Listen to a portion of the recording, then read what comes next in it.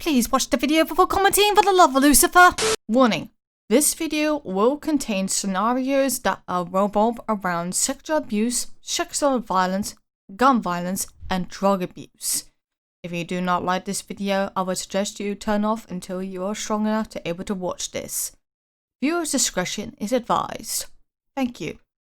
Hello and welcome to Road to Redemption, where we go through our favourite characters in the series and see where they actually go through in their journey.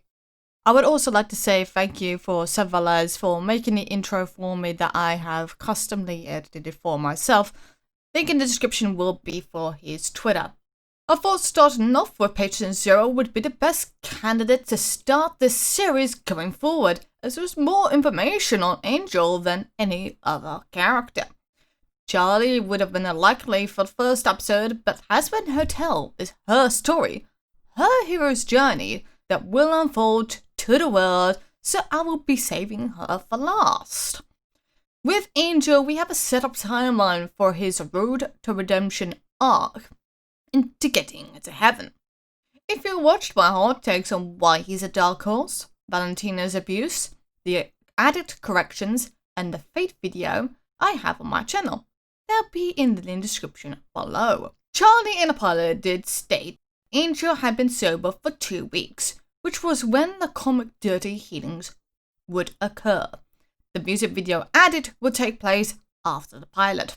Valentino would have watched Charlie's interview with Katie Killjoy, hearing Angel is a part of the program, and planned several setups to sabotage his road to redemption. Since Angel hasn't mentioned his family, they'll likely have the latter challenge. In the meantime, kicking his drugs, stripping and prostitution habits will be under the contract of Valentino and would be a greater obstacle for him to overcome. Charlie and Vaggie will be mentors respectively to keep Angel in check. Husk and Alistair will play the anti-heroes and the anti-villains in this scenario. More of the former will be showing up rather than the latter. Valentino and Henron will be the main antagonists in 2 separate arcs for Angel. The characters that will also be making an appearance will be Velvet, Vox, Arachnus, Molly, Cherry Bomb, the 2 female demons, whose names have not been announced, and Fat Nuggets. We don't know the timestamp between the pilot and the music video, so I'm going to guess it's a few days after the pilot. I will be laying out my speculations of Angel's time in hell before the comic, as certain things are already established prior. Without further ado, let us begin the road to redemption of Angel Dust. 1940s. Angel, previously known as Anthony, dies of a drug overdose. A mixture of cocaine and acid is also known as Angel Dust, the drug that he's named after. Angel finds his family, Henron and Arachnus. He teams up with them to take over certain areas of hell for 20 to 30 years. He also tries to find his twin sister Molly. Angel then cuts ties with his family after years of searching for his sister. The searches ended up in dead ends and she is nowhere to be seen in hell. Angel then goes into prostitution where he meets Travis. He then gets swindled out of cash and comes into the path of the overlord Valentino. Angel unknowingly signs a contract to gain fame, money, and drugs to expand on his public identity. However, Angel only makes enough money to get by, and his own body is used by Valentino. Valentino does what he wants with Angel, thus leading into the cycle of abuse. After gaining some notoriety in hell, Angel confronts Cherry Bomb for the first time after his first assault from Valentino. Cherry sees this as a positive mechanism for Angel. She decides to gift him the new pet pig, Fat Nuggets. Many years go by. Angel is in a cycle of anxiety and depression, using drugs, cigarettes, etc. These are his negative coping mechanisms, which only make things worse under Valentino's contract and abuse. Cherry sneaks into the pawn shop to give gifts to Angel, along with the emotional support that he needs to cope from the abuse. Angel later eavesdropped on a conversation between the Triple V's, Vox, Valentino, and Velvet, about Shark Mafia winning to strike a business deal with the Lustful Moth. Angel sneaks out the porn studio without Valentino knowing, thus the events of Dirty Healing's comic occur. After talking with Charlie and Vaggie, he stays in the Happy Hotel rent-free for 2 weeks sober until the pilot. Unable to get some decent money portrayed in Hazbin's Instagram post, Angel takes an offer for Valentino to perform at the Peep Show, thus addict occurs, giving Valentino the advantage to sabotage Angel's redemption program. Cherry visits Angel at the hotel to cheer him up and decides to take him out shopping. Angel puts faggots under the care of Husk as repayment for missing Angel's soul that ended up in a mental disaster for him. Husk reluctantly agrees, narrowing his eyes as the pig eats his food. Angel then asks Husk to go out for a milkshake for him for taking good care of fat nuggets. As time goes by, Angel begins to distance himself more from Valentino in a line of work. This makes the Overlord very anxious and desperate to keep the White Lord Spider in his clutches from the Princess of Hell. The loss of his #1 post could be bad for his business. Meanwhile, Valentino plots his next move, wanting bacon for breakfast as he is aware of Angel's pet when he was living in the studio. He begins to plan something with a triple feast to bring Angel back to him and away from the hotel with no possibility of being redeemed. The plan will go thusly. Velvet invites Charlie and Vega to a tea party to gain further information on the hotel and its program in much greater detail. Fox then becomes aware of Alice's protected hotel and decides to use its broadcasting channels to stand at Alice's name and challenge him to a vocal battle to convey the difference between the two different eras of technology. The battle provides a distraction for Valentino. He then sends the 2 female demons into the hotel to kidnap Fat Nuggets while everyone was distracted by Vox and Alice's sing-off outside the establishment. Alistair wins the battle, causing Vox to electrocute Fuse in anger and cause a major blackout in Pentagram City. Once the event is over, Angel screams in terror seeing Fat Nuggets is gone. Baggy comforts him in the best possible way while Charlie gives him some encouragement that his pet pig will be found. This makes Angel smile. He is surprised to see that the Princess of Hell can care for such a person like himself. Angel and the gang go out to search for the pig, but to no avail. Angel, defeated in his room, receives a text from Valentino, who knows where Fat Nuggets is and is willing to have a one-to-one conversation with Angel about his contract. Though it seems all too good to be true, Angel goes along with Charlie, Vaggy, Husk, and Alistair as backup in case Valentino tries to pull one last trick on him. Angel enters the porn studio where the gang waits outside for any distress signals. Charlie is the most concerned about Angel. Vaggy comforts her while Husk is being a tsundere over his feelings for Angel and the bond he had formed with the porn star. Though Husk denied it, he found himself warming up to the spider. Valentino greets Angel with his signature smile but begins to treat Angel differently. A flashback occurs back to their first encounter before the contract. Angel had ended up in bed with your Overlord to finalize the contract that hadn't been changed nearly 30 to 40 years ago. Casual conversation occurs between the two until Angel cuts to the chase, wanting out of his contract. Valentino feigns his surprise upon hearing and summons the written form they had made decades ago to see if there was a clause or loophole making the contract null and void.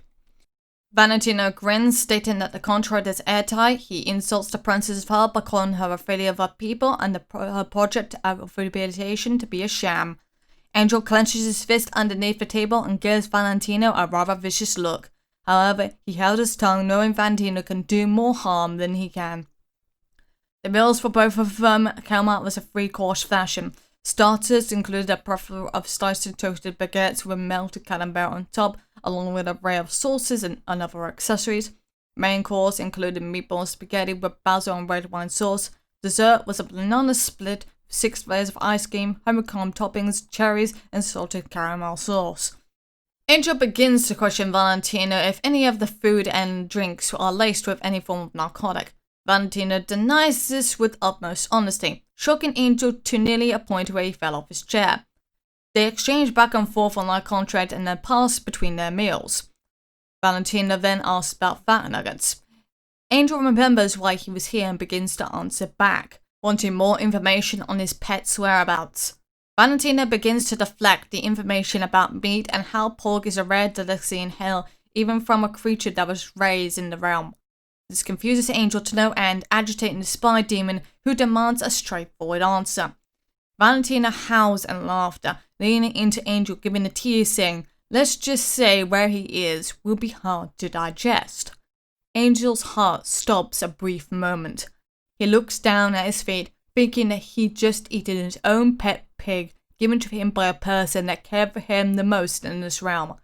Valentino keeps laughing, pulling out his phone and taking a picture of Angel's defeated face, along with the empty dishes all over Instagram.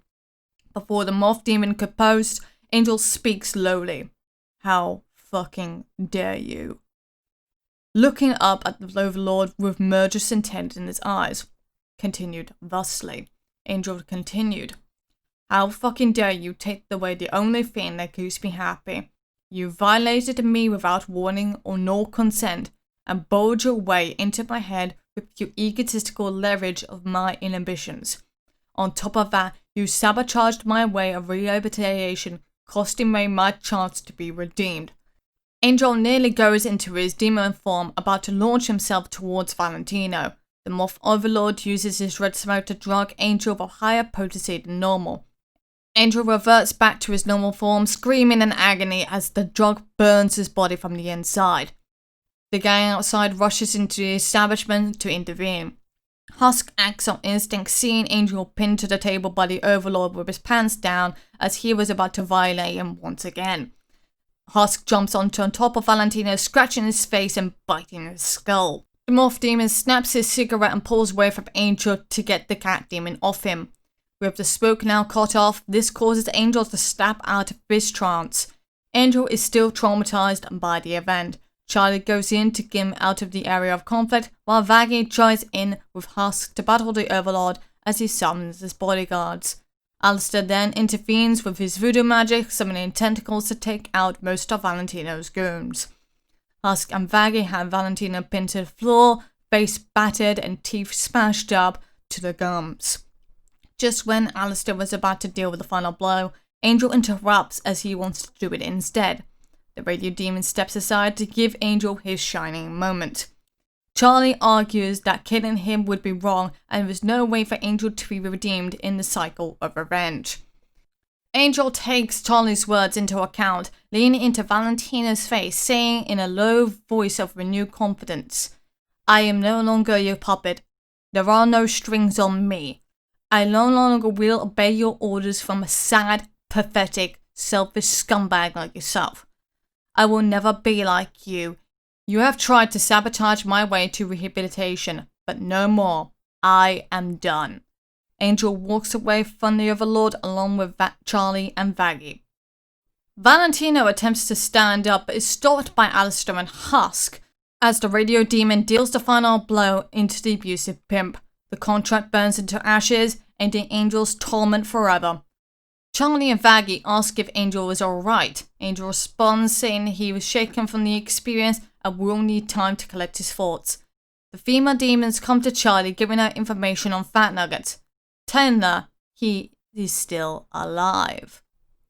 Alistair and Husk show up while Vaggie goes with the two females to find Fat Nuggets. Angel falls silent, not wanting to know what happened to Valentino. He asks to go back to the hotel immediately to leave the studio behind, along with all the trauma that has been wrought upon him for decades. Charlie acknowledges this and takes him back to the hotel to recover.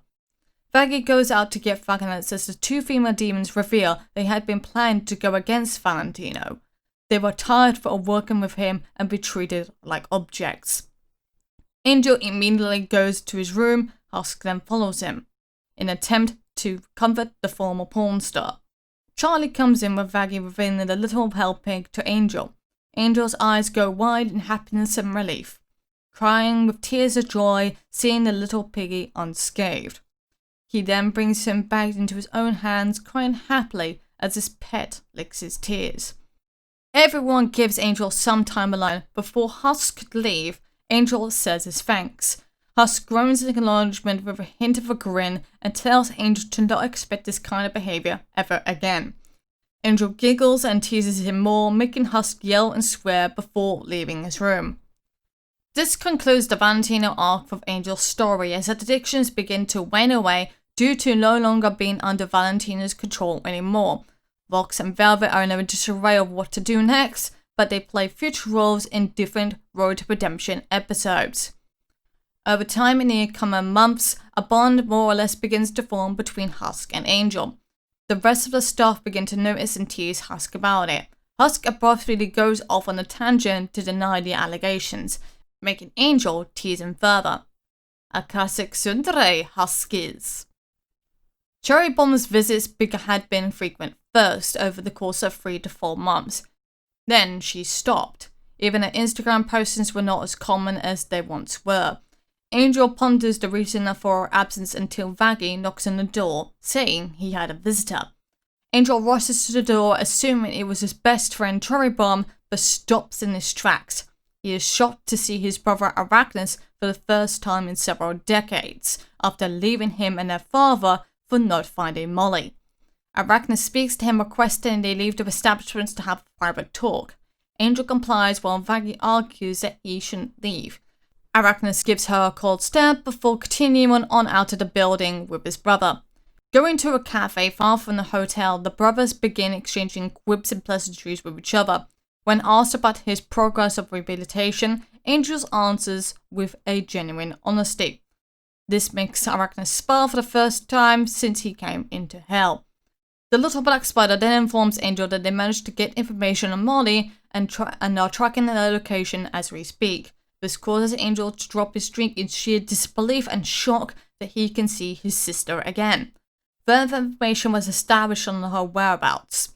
Angel is eager to find his sister as soon as possible. Arachnus nods, leaving Angel to collect his thoughts. Arachnus later goes out of earshot to speak with their father Hemron to start planning. They plan to get Molly back into the family and have Angel return to the Mafia.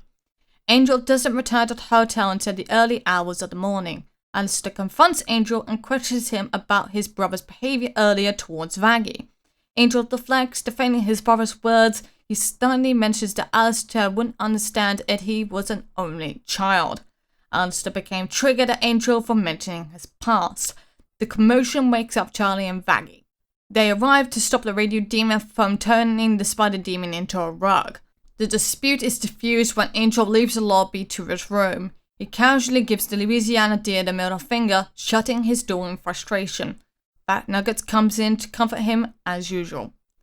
After the previous incident, Angel begins to become more rebellious. He leaves and returns to the hotel at untold hours to visit his brother for any information on Molly.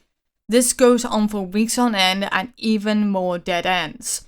Angel was almost about to give up until Hemron shows up at the cafe, taking his siblings to his hideout for disclosed information. They follow the Mafia spider leader back to one of their many hideouts as their father relays a confirmed whereabouts of Molly. Angel, eager to get things ready, pulls out his arsenal of machine guns, causing his father to grin. Hemron gathers the rest of the crew for the rescue mission at hand. The three spiders arrive at the location where Molly was confirmed to be seen scouting the area. Molly is seen being held hostage by a local gang. Angel and Arachnus barge in, taking out the gang members that are holding Molly, then set her free.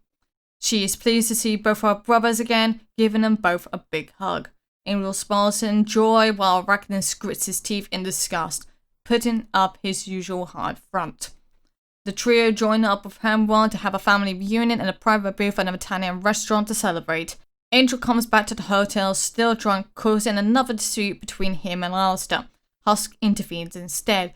Seeing the spider demon plastered, the cat demon takes Angel to his room and distracted Alistair with another situation going on with Lifty. Husk takes the drunk Angel to his room.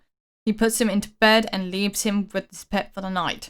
The next day, after a major hangover and fat nuggets sticking in his face, Angel receives a call from Molly. Molly wants to meet him at the hotel so they can spend more time together in private away from their family. Angel smiles and agrees. His sister soon arrives and they talk at the bar. Angel describes his time in hell and his abusive relationship with Valentino. Molly is troubled upon hearing this. She is concerned that her brother had to resort to such heinous acts upon himself. Molly is happy that Angel has overcome his obstacles and is happy that he has a chance to be redeemed for his past actions. Angel is happy to see that Molly was pleased with his progress. She was pleased, much more than his father and brother had been. Molly suggests that they don't actually think those thoughts and suggests they just enjoy the moment. She says, "I'm happy for you, you want to go to a better place." Angel shows a small smile. He then gets another phone call, this time from Arachnus. He answers it calmly. Arachnus tells him that his father wants to see him. Angel hangs up and says to Molly he has to go, but she can stay at the hotel for the time being. Molly doesn't mind and begins to talk to the staff, including Husk and Alistair. A curious Angel goes out to another hideout where Hemron and Arachnus reside. to ask why he was summoned. Henron smirks darkly and asks, "Do you know the girl named Cherry Bomb?" Angel complies and nods while trying to keep his cool to avoid suspicions. She had been his best friend for a few decades. Henron then says that she is causing trouble in his turf, trying to take over while clashing with the servant Serpentius. Arachnus adds that he already dealt with Serpentius through intimidation tactic, but has not worked on Cherry Bomb at all. Angel knew Cherry was tenacious enough to see through Arachnus, considering she was taught by a former demon hunter who may have been Izzy. Henron then explains that they were planning to force an attack on Cherry Bomb to take her turf and kill her. Henron then tells Angel that he would deal the final blow to show his allegiance to his family. This leaves Angel conflicted between his family and his best friend. He asks his father to give him time to think on this. Henron complies and begins to set up the plan. Angel returns to the hotel, speaking with Molly about this in his room. Molly ponders upon receiving this information and says to him, "Do what you think is right." This gives Angel the night to think about his decision between his family and his best friend. The following day, Henron and Arachnus are waiting on Angel, along with Molly, who is in on Angel's plans to stall them as much as possible. Angel sides with Cherry Bomb, giving her the heads up on all the locations of his father's goons. He decides to do it stealthily with his bestie to pay her back for being there for him in his darkest moments. Arachnus receives the call and informs Henron that Angel is with Cherry, taking out their mafia members. Henron grits his teeth, furious that his son betrayed him yet again for a complete stranger. Arachnus frowns, hearing he was yet again being sidelined for Angel once more in both parts of their lives. Angel and Cherry continue their assault onto the base, blowing the door off its hinges. Henron grabs Molly, putting the gun to her head, forcing Angel to aim guns at his father. Arachnus aims for him, but making it almost like a Mexican standoff. Angel demands an explanation for this from his father. Henron denies the answer while asking a question, demanding Angel to kill Cherry as she has a bounty on her head. He tells Angel to kill her and get her eye gouged out as proof to pledge allegiance to his family again, along with a reward of her territory. Arachnus then adds they knew Molly's whereabouts since the beginning, and the gang that held her hostage was affiliated with his father. Henron and Angel both chastise Arachnus for being a blabbermouth and betraying the ones he trusts. This causes Henron to shoot Cherry in her left arm, making her accidentally throw a bomb, blowing off one of Arachnus' legs. The black spider screams in sheer pain. Henron then tells Angel to make a choice between his brother or his friend, while he takes Molly upstairs to the roof of the building. Angel goes to assist both his brother and Cherry, calling Vaggot to come to his location as there has been an accident. Angel goes upstairs to finally confront his father. Henron asks if he has Cherry's eye. Angel refuses to answer, making Henron more aggressive, pressing the chrome barrel to his daughter's head. Angel demands a duel with his father, setting up the demands to let Molly go if he wins, or killing his best friend to be part of the family. Molly interrupts, not wanting the latter to occur, but being forced to shut her mouth by her father as he grins menacingly. He gives Angel that chance and lets Molly go so the duel can start. There is a moment of silent tension between the two before they could pull out their arsenal. They spray an array of bullets, but all the bullets miss until they decide to go hand to hand. Angel thought he had the upper hand due to the size difference giving more speed, but it was not enough, as Henron had a much more brutish fighting style. He then pins down his son to the floor, choking him out. Though this would normally be a turn-on for the spider demon, but it was quite frightening as it was his father that was about to kill him in such an animalistic manner. A gunshot rings out. Blood starts dripping onto Angel's cheeks from the right side of Henron's chest.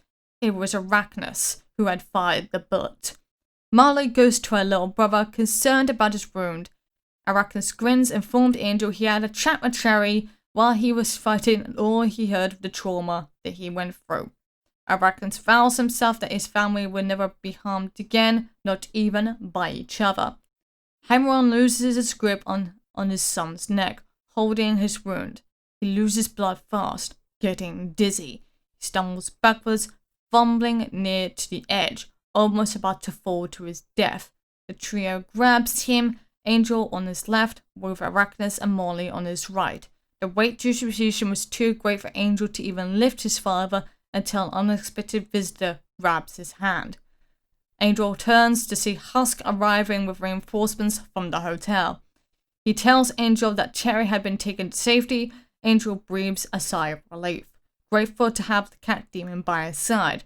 They all manage to lift Henron back up onto the building, saving his life.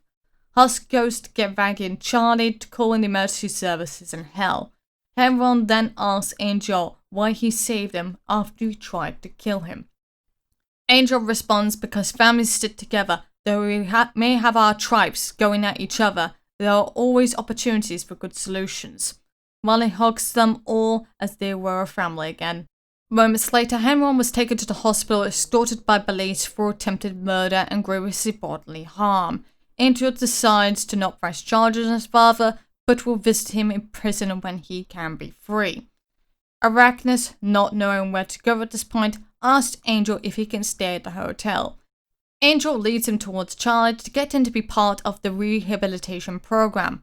Days later, after everything had simmered down, it was time for Molly to go back to traveling again. Angel didn't want her to go, but her sister assures him he doesn't need her. You already have a family with the staff at the hotel. You have your brother, your pet, and a best friend that will help see things through to get you into heaven. Angel, grateful for her words, hugs her and lets her go on her journey. Write to me, sis, he says, and be careful out there. This concludes the Henron arc of Angel's story. There is more I wish I could talk about, but there is not enough information. There has been only one episode and the music video, plus it goes into more spoiler territory, but I'll be saving that for another time. Thank you very much for watching this Road to Redemption. I also would like to also special thanks to Cafe Prior 42 and the actual Gremlin for proofreading and fact-checking this entire script that I have written for this video. There is a straw poll down below in the pinned comment for who you think should be next for the series. This is Radio Hazbin tuning out for now. If I wanted to hurt anyone here, I would have done so already.